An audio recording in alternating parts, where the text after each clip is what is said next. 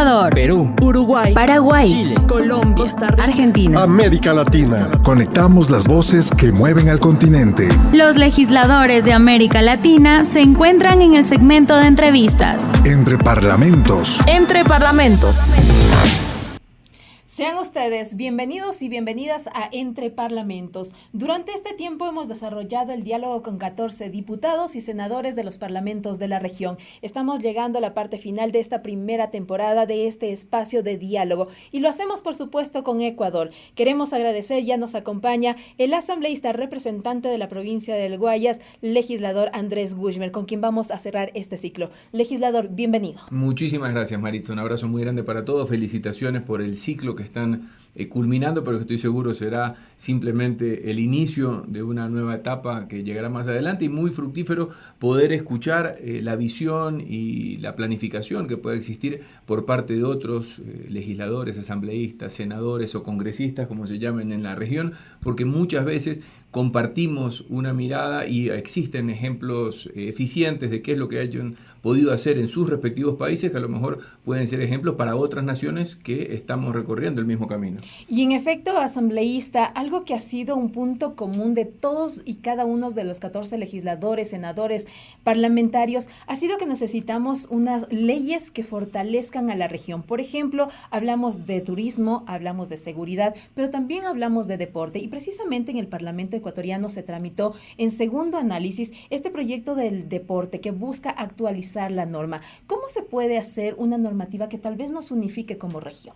Bueno, es una mirada importante internacional. Mira, yo tuve la oportunidad, y a lo mejor algunos no lo saben, pero fui ministro de Deportes antes de ser asambleísta. Acompañé al presidente Noboa desde el primer día de su mandato en noviembre del 2023, y me tocó la oportunidad, afortunadamente, de compartir con algunos otros ministros de Estado de diferentes países, no solamente sudamericanos, latinoamericanos, o incluso conocí a algunos de ellos en los Juegos Olímpicos de París, en donde compartíamos mucho la experiencia de qué es lo que está pasando en nuestro país y qué es lo que creemos que se puede hacer a nivel regional para unificar causas, para unificar desafíos, y muchas veces coincidíamos en que deberíamos tener el mismo trato, a lo mejor no solo para el tema de recursos. Sería maravilloso poder tener a lo mejor la misma mirada que otras grandes naciones tienen con el tema del destino, de los recursos para el deporte.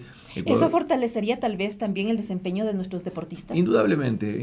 Acá hay una realidad, y es que el deporte a lo largo de los últimos 12 años desgraciadamente fue sufriendo el recorte presupuestario. El presidente Noboa es el único que no le ha recortado $1 al deporte. Es verdad que la intención y el verdadero éxito será cuando podamos ir mejorando financieramente en una situación compleja que heredó también el presidente Noboa en el 2023, y que eso nos permita crecer en presupuesto. Sin embargo, la inversión en deporte, como hacen muchos otros países, nos supera por largo, pero lo tremendamente sorprendente es que Ecuador en sus logros deportivos termina superando a naciones o a superpotencias deportivas que, repito, duplican o triplican o cuatriplican la inversión deportiva. Esto no hay que quedarnos, y con esto cierro, no hay que quedarnos satisfechos con esto. No es que hay que decir, nuestros deportistas son tan buenos que con menos plata ganan. No. Ellos consiguen lo que consiguen a pesar de las dificultades que la estructura deportiva ecuatoriana tiene, y cuando digo esta dificultad hablo también de los organismos que son los que les entregan el deporte a los atletas. Y eso es parte de lo que escuchamos ayer en su intervención, escuchamos en las últimas horas en su intervención asambleísta. Pero ¿qué es lo que nos hace falta como región? Si hablamos de región, una legislación que nos permita trabajar como países que busquen fortalecer a nuestros deportistas, ¿qué es lo que nos ha limitado, su criterio? A ver, sería muy... me podría aventurar o apresurar en sentenciar qué es lo que nos ha faltado. Lo que yo sí quisiera es quizás señalar qué es lo que me gustaría. Me gustaría una región que luche contra el doping con muchísima fortaleza. Es algo que estamos poniendo nosotros ahora también en esta nueva ley del deporte, porque recordemos que el doping el dopaje para los deportistas es una industria millonaria que, así como, si bien es cierto, se la está persiguiendo o se está persiguiendo a los infractores, también hay una industria que está buscando científicamente o tecnológicamente cómo crear nuevos mecanismos para hacer trampa. Entonces creo que la unificación de temas de doping que sí existe a lo mejor una mirada internacional, pero que a lo mejor hay países que lo toman con más rigor que otros, sería interesante poder tener una mirada colectiva. Sin embargo, también a mí si tú me consultas qué es lo que a mí más me gustaría, es poder tener algún tipo de política deportiva, que la estamos incluyendo en la ley del deporte, que pueda seguir los pasos de naciones que tienen una gran infraestructura deportiva. Acá, sobre todo en Sudamérica, no pasa en todo el mundo, pero en Sudamérica pasa que año tras año tenemos más población, crecemos demográficamente, y ese crecimiento demográfico no va acorde o no es proporcional al crecimiento de las ofertas u oportunidades deportivas. Estoy hablando de canchas, coliseos, escenarios multidisciplinarios. Todo lo contrario, Ecuador, desgraciadamente en el 2016 perdimos escenarios por el terremoto y no se los ha levantado. Creo que poder sentarnos a seguir los pasos que otros países han tenido con el tema de la inversión en infraestructura deportiva sería tremendamente beneficioso para nosotros. Esto en torno a la región. Ahora centrémonos en este proyecto de ley que ya regresará nuevamente al Pleno del Parlamento para su votación, ya en este caso, la ley del deporte. Decíamos, se actualiza una normativa que estaba vigente, que no se acoplaba a las nuevas dinámicas en el deporte, y precisamente uno de estos temas también está relacionado con los deportes electrónicos. Y usted decía en la antesala legislativa que no es necesariamente que se busca potenciar, que también se necesita que los chicos estén en las canchas, que están desarrollando las actividades físicas, pero en el caso del deporte electrónico, que también se ha constituido en una de las etapas mundiales que está desarrollando, ¿qué es lo que se plantea en la iniciativa? A ver, lo que nosotros creemos y buscamos es que el deporte electrónico y el deporte tradicional sea complementario, ¿no? Porque nosotros nunca nos vamos a transformar, peor aún una ley, en ser una piedra en el camino para el crecimiento orgánico que está teniendo una actividad como son los e-games en el mundo. No, nosotros queremos que los niños jueguen en las canchas, no lo vamos a evitar. O sea, no podemos y nunca nos vamos a poner en esa posición. Más vale lo que hay que hacer es de qué manera lo podemos fomentar sin olvidarnos que... Dirigiéndolo correctamente. Pero indudablemente, y sin olvidarnos que los espacios de recreación y actividad física son igual de importantes, si no quieren que diga más importantes, pero son igual de importantes como las oportunidades a lo mejor electrónicas o digitales que hoy se le presentan a muchos chicos que desarrollan. Todos somos distintos, todos tenemos diferentes habilidades, y que habrá muchísimos chicos que a lo mejor no son talentosos con la pelota en sus pies, pero si le das un control remoto a lo mejor son Messi. Entonces, y esos chicos pueden destacar, pueden abrir campo para que muchos otros chicos que a lo mejor se sienten frustrados porque les gusta un deporte, pero no son talentosos o sus capacidades o aptitudes físicas no se los permiten, puedan encontrar la oportunidad de desempeñarse y tener un futuro alentador, que lo que nosotros más queremos es que los ciudadanos encuentren en las actividades que elijan y que estén cobijadas por la ley del deporte o la estructura deportiva ecuatoriana, puedan sentirse satisfechas y felices. ¿Cuánto talento hay en Ecuador en materia deportiva? Uf, usted como exministro, como conocedor del deporte en su trayectoria profesional. Demasiado, y a veces digo que y no quiero que se malinterprete lo que voy a decir, pero que el talento es tan silvestre. Levantas una piedra y te encuentras un atleta, mueves una palmera y hay un chico jugando fútbol, vas a una playa y encuentras un pelado que pega más fuerte que Mayweather. Entonces hay mucho talento orgánico que crece sin mucha inversión, que eso ha hecho que a lo mejor la estructura deportiva ecuatoriana de años anteriores haya sentido que era fácil el deporte. Nuestros deportistas, mira, con poco ganan. Imagínense lo que serían si recibirían lo adecuado, si recibirían lo correcto. Entonces, esa es la mirada que nosotros y el presidente Noboa ha tenido desde el primer día.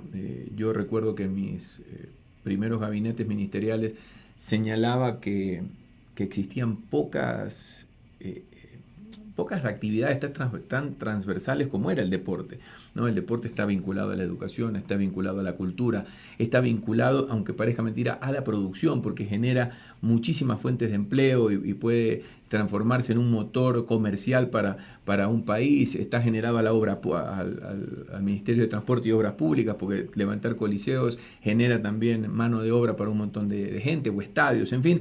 Yo creo que la mirada del presidente Noboa, sobre todo siendo él muy deportista, es poderle dar al Ecuador lo que necesita, y les puedo asegurar que a medida que vayamos encontrando los caminos y los mecanismos que también están puestos en esta nueva ley del deporte, hablando ya de dinero y de presupuesto, podamos tener un Ecuador muchísimo más poderoso del que hemos visto ya en los últimos años. Asambleísta Guzmán, tenemos ya medallistas olímpicos, que era un sueño que se quedó, digamos, hace muchos años después de Jefferson Pérez, pero hemos visto que las medallas nos están llegando y no dudo que seguirán llegando a partir de los momentos y la preparación. ¿Qué es lo que nos dice la ley del deporte, por ejemplo, para fomentar más esa participación, para alentar más a nuestros deportistas? A ver, acá hay dos caminos importantes que vale la pena, Maritza, señalar, y por un lado es que tiene que haber mucha responsabilidad en el manejo y en la transferencia adecuada de los recursos para que los atletas reciban lo que necesitan recibir, y sobre todo que lo reciban a tiempo, porque recibir los recursos a destiempo,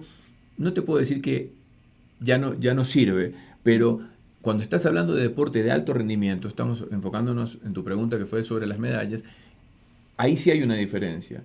Para ganar una medalla puede haber una milésima de segundo, y esa milésima de segundo a lo mejor fue que al que ganó la de oro le entregaron el dinero a tiempo, y el que ganó la de plata se le entregaron 15 días después. Entonces tuvo 15 días en donde no se alimentó mejor, en donde estuvo estresado porque no le transferían el dinero, en donde no le pudo pagar a su oficio, y a lo mejor estuvo acarreando una lesión más tiempo. En fin, es importante que los recursos lleguen como tienen que llegar, en la cantidad que deben de llegar y en el momento en el que deben de llegar. Sin embargo, también es importante contemplar una corresponsabilidad en el manejo de los gastos, porque esto no es solamente una responsabilidad estatal o del Ejecutivo desde el Ministerio de Deportes o el Ministerio de Finanzas para que el dinero sea transferido, sino que este dinero pasa primero a una federación. Hablando de los deportes o de los atletas de alto rendimiento, pasa a las federaciones por deporte. Entonces, las federaciones por deporte son ellos quienes tienen que manejar responsablemente la transferencia de sus recursos para sus atletas. Hemos escuchado muchas veces, no, es que fulanito de tal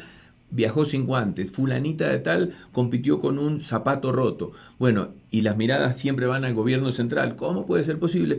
Pero la realidad es que hay federaciones que son las responsables de entregar los recursos a los atletas, y hay federaciones de tratar bien al deportista. Y hay federaciones que los manejan bien, y hay otras federaciones que son un desastre. La nueva ley del deporte irá con mucho rigor a la fiscalización del manejo de recursos para que nuestros atletas sepan que lo que ellos necesitan y que está planificado en el POA anual se tenga que cumplir a rajatabla, y que ellos puedan no solamente tener sus implementos, que es básico, sino también cumplir con su calendario de actividades, sus entrenamientos internacionales, sus competencias representando al país y muchísimas otras cosas que muchas veces los atletas sufren justamente por este mal manejo financiero de las federaciones.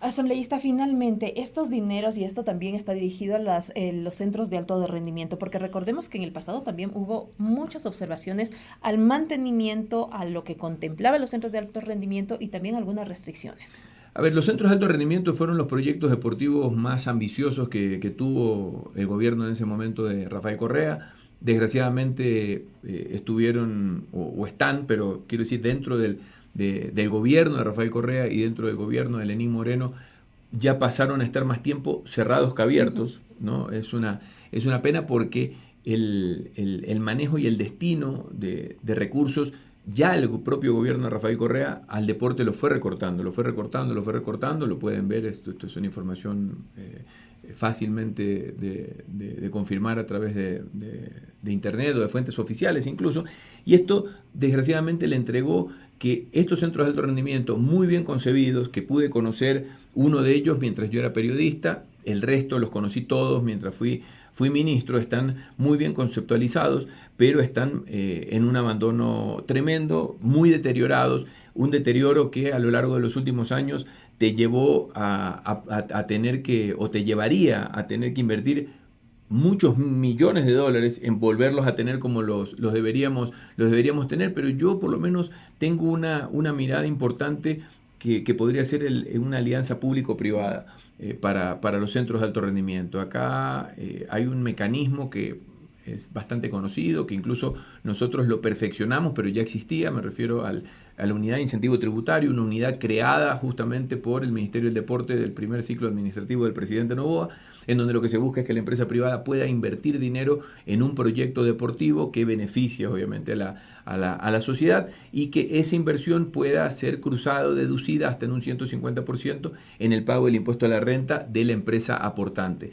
Yo confío que esto puede ser un camino interesante. Lo conversé justamente en estos días con Roberto Ibáñez para ver de qué manera podía acercarse a lo mejor a industrias internacionales o multinacionales para que podamos recuperar los centros de alto rendimiento, porque son verdaderas estructuras gigantescas que están, repito, no subutilizadas, prácticamente abandonadas. Muy poco es el uso que se le está dando, y que podría ser, bueno, la cuna de futuros campeones. Y para finalizar, asambleísta, usted ha tenido una trayectoria: periodista, ministro, concejal, ahora asambleísta. ¿Qué tal la experiencia como legislador? ¿Se parece tal vez al trabajo que se hacía en la concejalía, algo similar? Sí, claro que sí, por supuesto.